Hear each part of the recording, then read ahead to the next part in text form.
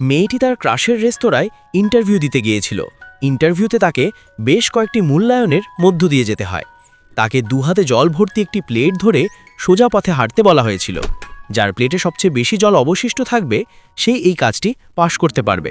তবে মেয়েটির ভারসাম্যের অভাব থাকায় সে ফিনিশিং লাইনে পৌঁছানোর পর প্লেটে সামান্যই জল অবশিষ্ট ছিল এবং সে ব্যর্থ হয়।